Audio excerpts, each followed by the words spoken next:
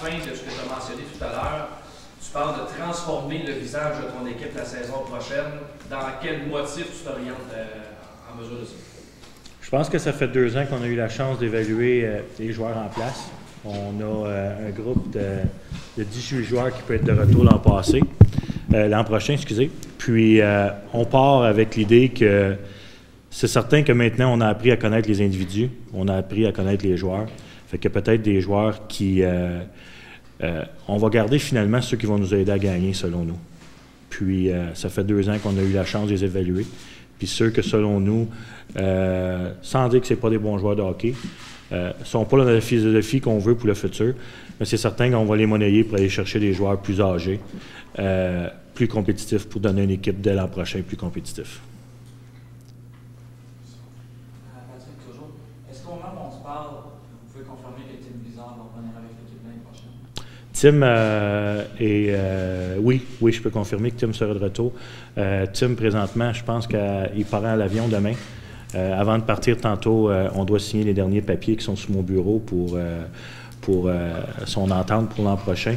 Tim va être de retour. Il a témoigné l'intérêt de revenir. Le Phoenix lui a donné l'intérêt de son retour. Puis, à preuve du contraire ou d'une situation inattendue, Tim va être de retour en septembre. Bonjour pour Patrick. Au niveau des gardiens de but, vous avez perdu vos 2 gardiens de but de 20 ans cette année. Gabriel Perrin, toujours dans l'alignement. Est-ce qu'on a commencé à penser à un plan pour l'an prochain pour les gardiens de but? Bien, je pense que si j'aurais pas commencé à penser un plan pour l'an prochain, mais je te dirais pas qu'on sera plus fort l'an prochain, Maxime. OK. Deuxièmement, je suis ici pour vous dire que la position de gardien de but, la position de défenseur, la position de joueur d'avant va être améliorée pour l'an prochain. Puis, ils sont tous importants l'un et l'autre. On a des joueurs qu'on a ciblés depuis longtemps. Il y a des joueurs qu'on a ciblés à Noël dans des transactions une transaction, ça ne se fait pas en 2 semaines, qui malheureusement, pour X raisons, ont avorté ou ça n'a pas fonctionné, qu'on va continuer à travailler. Présentement, c'est certain que les équipes tombent il y a 16 et 18 équipes qui tombent en séries éliminatoires. Fait que pour le respect d'un GM qui fait la job comme moi, si je m'en irais en séries éliminatoires, je ne voudrais pas me faire achaler sur qui que je vais échanger. Fait que c'est certain que les prochaines semaines, tant qu'il n'y aura pas d'équipe d'être éliminée, va être un petit peu plus calme pour les discussions avec d'autres GM. Mais c'est certain qu'on a des plans en tête, autant pour les gardiens de but que défenseurs que joueurs d'avant. C'est Patrick. Je ne sais pas, je ne suis pas beaucoup de hockey, mais j'ai 3. Est-ce une bonne année de repêchage, moins que les 2 dernières années?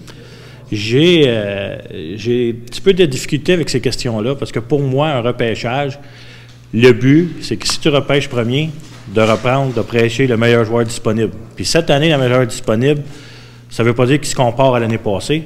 Il s'agit, moi, mon travail et mon équipe de recruteurs, c'est de s'assurer qu'on prend le meilleur. C'est pas de prendre que s'il est meilleur que l'année d'avant. C'est peut-être pas la meilleure année pour mettre notre transaction dans ce sens-là, pour aller chercher des joueurs de 18-19 qui peuvent te servir. Je vais continuer à dire que si on repêche premier ou deuxième, je suis convaincu que des équipes vont être intéressées à notre choix si on ne prend pas la décision de le repêcher. Et pour l'instant, il n'y a pas encore de décision de prix si on va repêcher ou pas. Toutes les propositions vont être écoutées, vont être étudiées. Puis un coup qu'on va étudier toutes les propositions, on va analyser si c'est mieux repêcher le joueur qu'on voit ou si c'est mieux faire la transaction. Mais tout va être dans le but d'être plus compétitif dès l'an prochain et d'être au sommet du classement pour la 4e année. Dans les joueurs qui risquent d'être disponibles aux transactions, on pense autant à des jeunes qu'à des défenseurs qu'à des joueurs d'avant, ou si on pense que peut-être on peut sacrifier un de nos défenseurs, parce que c'est un secteur où on est peut-être plus pourvu. Je vais me répéter, François, on va checker toutes les avenues pour améliorer l'équipe. Si ça veut dire échanger un défenseur, c'est d'échanger un joueur défenseur. Si c'est d'échanger un joueur d'avant, c'est d'échanger un joueur d'avant. Je pense qu'il y a 2 joueurs dans l'équipe qui sont intouchables. Je pense qu'il y a 2 joueurs dans l'équipe qui vont être intouchables, qui vont être de retour en septembre. Puis je pense que j'ai pas moins les nommer. Okay? À part ça, tous les autres joueurs vont faire partie d'une analyse selon les offres et les demandes. Puis à partir de là, on va prendre les décisions nécessaires pour améliorer l'équipe. Le seul intouchable, Daniel Odell. Ben, j'en ai mentionné 2. Et je n'ai pas nommé, je pense que vous êtes capable de les nommer.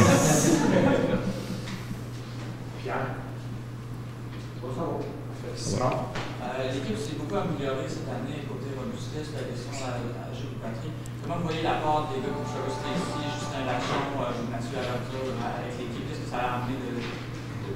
Je réponds, Gilles. Je me danse. Ben, c'est évident que pas dans le hockey d'aujourd'hui, le hockey change aussi. C'est évident que de ce qu'on avait vécu l'an passé au niveau des séries éliminatoires, on se souvient tous ce qui s'est passé contre Bécomo. On voulait avoir une équipe qui était un petit peu plus... qui serait capable de répondre, si on veut, du côté physique. Je pense qu'on l'a eu. On l'a eu assez qu'en début de saison, à un moment donné, on en a parlé plus que d'autres choses. Donc, moi, je crois que ils ont leur place, mais ça va être à réévaluer. Il faut être conscient aussi que la Ligue change beaucoup. La Ligue est rendue... les bagarres sont de plus en plus difficiles, si on veut. Donc, on verra, mais ça sera, comme Patrick disait, on va trouver la meilleure façon pour améliorer notre équipe. Puis, Patrick a parlé aussi qu'il y avait 2 intouchables. Moi, je crois que si on considère que Travis Stacey ou Vachon ou Laverdure font partie de l'équipe l'année prochaine, c'est bon pour l'équipe, ils vont faire partie. Puis si on considère qu'on a besoin de peut-être d'autres joueurs pour les remplacer, ou on les remplacera. Vous avez tous les deux amorcé votre dernière année de contrat la saison prochaine. Comment vous faites face à tout ça? Est-ce que vous avez amorcé des discussions pour un renouvellement de contrat? Quelle est la situation actuellement? La situation actuellement est qu'on commence les deux notre dernière année de contrat, comme tu as dit. On est de retour l'an prochain. Présentement, je pense que quand on a accepté de faire le rôle de directeur général dans une équipe de la Ligue de hockey junior du Québec, c'est pas des jobs que tu as plus de sécurité d'emploi, puis je pense qu'on le savait avant de commencer. Fait que pour nous, déjà que l'équipe, dès le début, personnellement, m'a donné un contrat de 4 ans, je trouvais ça très apprécié. Puis moi, j'ai une chose en tête, c'est de faire le meilleur travail possible pour améliorer l'équipe. Puis j'ai le succès du Phoenix à cœur, puis je vais continuer à l'avoir, que ce soit ma dernière année ou que j'ai 8 ans devant moi, ça ne change rien à mon travail.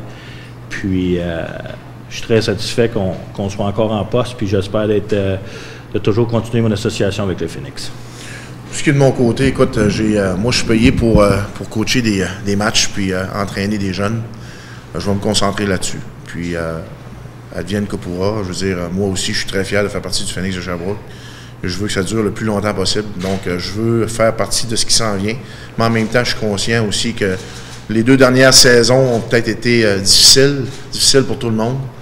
Mais j'ai l'intention d'arriver ici près, puis de faire partie de la nouvelle phase, si on veut, du Phoenix. Yes. Gilles, tu as de l'expérience dans la Ligue junior majeure du Québec. Quand on regarde le noyau de joueurs de 16-17 ans qui vont arriver à maturité dans 2 ans, au moment où vous voulez être parmi les équipes qui aspirent au championnat, de ce que tu vois comme noyau de joueurs, comparativement à ce que tu as déjà vécu ailleurs. Oui. Très intéressant. Très intéressant. C'est sûr que, écoute, on bâtit toujours, si on veut, une équipe junior autour de ses premiers choix. Puis, si on regarde ce que Daniel Audette nous a donné cette année comme hockey, je pense qu'il a vraiment levé son jeu d'un cran. Si on regarde ce que Jérémy Roy nous a donné comme hockey, je ne sais pas si tu es venu souvent cette année, mais je peux dire une chose, c'est que c'est tout un phénomène. Je pense que c'est une chance. Pour les partisans, c'est une chance en tant qu'organisation d'avoir un joueur de la sorte. Je pense qu'il faut bâtir autour de ces jeunes-là. Donc, moi, je suis convaincu que d'ici quelques années, le Phoenix sera très, très, très compétitif. Sans nécessairement savoir ce qui se passe dans le vestiaire, des fois de l'extérieur, on a l'impression que dans les 2 premières années, à certaines occasions, en tant qu'entraîneur, tu étais très clément envers certains individus, de tout le temps parler globalement de l'équipe sans nécessairement cibler des individus. On l'a entendu une fois à la fin de l'année. Est-ce que l'an 3, ça serait l'année où tu aurais la chance de peut-être serrer la vis un peu plus, de devenir moins clément un peu au niveau de l'effort, de ce qui est amené sur la patinoire? Moi, je pense qu'on a eu l'occasion, je pense que Patrick en a parlé tantôt, on a eu l'occasion de donner la chance à des jeunes de se faire valoir. Maintenant, on tombe dans une phase de l'organisation qui est un peu différente. J'ai jamais été le style à laver mon linge sale, là, si on veut, dans les médias. Je pense qu'il y a des choses qu'il faut qu'ils se disent d'individu à individu. Mais c'est évident que, écoute, on va être un petit peu plus, je dirais, peut-être agressif dans la façon où on va aborder la nouvelle saison. Il y a des choses qu'on a acceptées qui se sont passées dans le passé, qui ne seront plus acceptables l'an prochain parce que, justement, on veut passer à une autre étape. Donc, le message était clair, je pense, que de notre directeur général à chaque joueur. On les a rencontrés. Je pense que le message est clair pour tout le monde. Ce qu'on veut, c'est vraiment passer à une autre étape. Donc, il faut qu'ils se préparent en conséquence. Donc, tout vient avec. Peut-être une dernière en ce qui me concerne. Vous avez semblé manquer un petit peu de leadership dans votre équipe au cours de la saison. On entend beaucoup le nom de Jérémy Roy, de Daniel Audette, mais qu'en est-il peut-être des autres jeunes? Je pense à Deschamps, capitaine, Neil, puis Deslauriers, ça a été des choix élevés au repêchage. Au niveau de leur développement, est-ce que vous êtes satisfait de la manière que ça s'est passé pour eux autres cette année? Je pense que je ne commencerai pas à nommer les joueurs un par un ici puis à faire leur évaluation sur la place publique. La seule chose que j'ai dit tantôt, c'est qu'on va s'asseoir encore. On s'est assis, on va se rasseoir dans les prochains mois pour évaluer le personnel en place. Est-ce qu'on a eu un manque de leadership durant l'année? C'est certain que notre équipe était basée sur des très jeunes puis que les choses, à un certain moment donné, se sont mis à mal aller. Puis, c'était peut-être demander beaucoup aux jeunes joueurs de redresser ça. Puis, fait que c'est certain que c'est quelque chose qu'on a en tête qu'il faut améliorer durant le futur de l'équipe, c'est sûr. Maintenant dit, on a des joueurs que l'an passé, l'an prochain, je vais vous donner un Daniel Audette. C'est sa 3e année dans la Ligue l'année prochaine. Oui, il a juste 18 ans. Mais d'après moi, Daniel va avoir joué autant de minutes dans les 2 dernières années que tous les joueurs qui vont avoir 20 ans dans la Ligue l'an prochain. Là. Fait que veut pas, à un moment donné, oui, il a seulement 18 ans, mais il devient d'une manière ou d'une autre un leader à cause de qu'est-ce qu'il y a eu, le temps de glace puis la position qu'il y a eu. Fait que même si notre noyau va avoir que 18 ans, disons, l'an prochain, on est convaincu que ces jeunes-là qui sont le noyau de notre équipe vont maintenant avoir la place peut-être pour fleurir un petit peu plus dans la chambre des joueurs pour aller chercher plus de leadership. Dernière aussi en ce qui me concerne, pour Patrick Kéjoute, au niveau de Jérémy Roy, soit une belle distinction est nommée pour le titre de recrue de l'année au Rondelle d'Or. Est-ce que vous pensez que ce jeune-là, avec ce que vous aviez vu de lui, allait avoir un impact aussi significatif, aussi rapidement dans la Ligue d'hockey junior majeure du Québec? Cette réponse-là, je pense qu'elle me concerne plus parce que Jérémy Roy, selon moi, à l'âge de 13 ans, j'aurais pu dire qu'il serait très, très bon dans la Ligue d'hockey du Québec. C'est pas d'hier que le Phoenix de Sherbrooke avait l'œil sur Jérémy. Jérémy a eu la chance de jouer Midget 3 à 14 ans, puis déjà à 14 ans, il était dominant. Nous, on a eu... c'est quelqu'un qu'on avait notre mire dessus depuis l'année 0 de l'équipe, en sachant très bien que les 2 premières années, on repêcherait des premiers.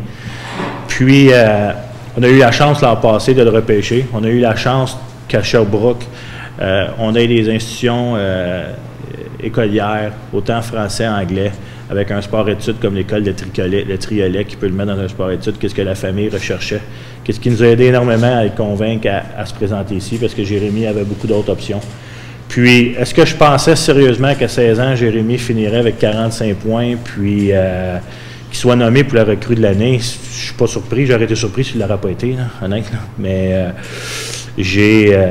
j'aurais pas pensé qu'il y aurait eu un impact aussi grand que ça dès son arrivée cette année. Je savais qu'il était un joueur exceptionnel et qu'il serait très bon, mais cette année, il a fait preuve de tellement de maturité malgré les hauts et les bas.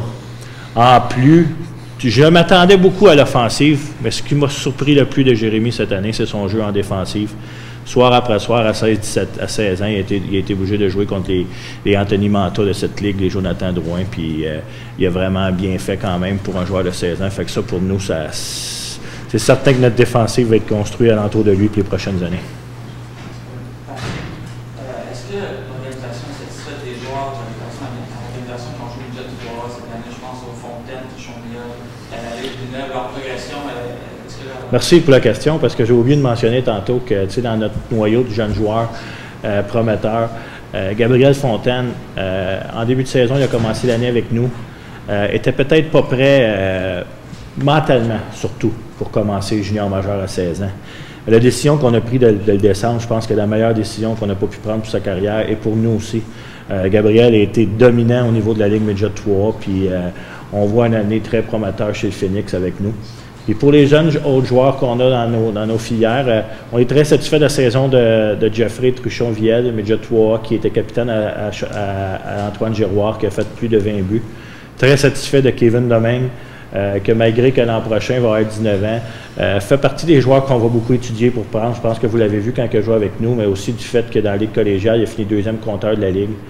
On a un autre jeune, là, Ryan Chiasson, qui joue dans les Nouveau-Brunswick, qui a gagné la MVP de la Ligue Midget 3, qui lui aura 18 ans l'année prochaine. Fait que c'est ça tantôt quand je vous disais que on a pris les bonnes décisions pour mettre un gros noyau de joueurs. Maintenant, vu qu'on a un surplus peut-être de joueurs à certaines positions, puis tout, ça va nous permettre de les monnayer pour aller chercher des joueurs plus vieux et plus aguerris dans la Ligue.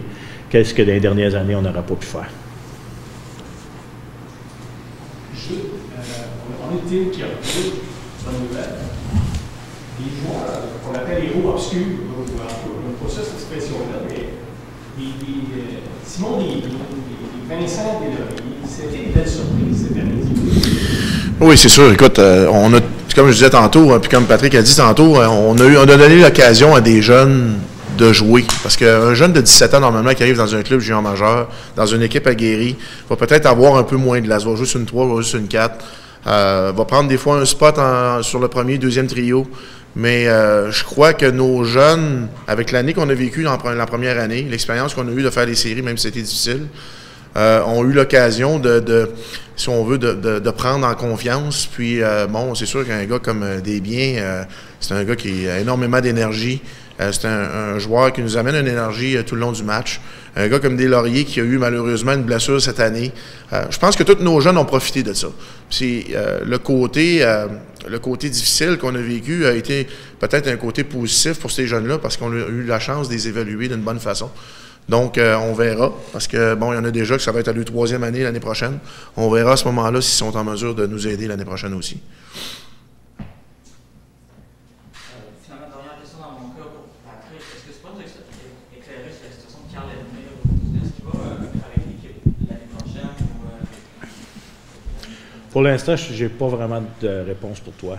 On a continué durant la saison hivernale à rencontrer Carl.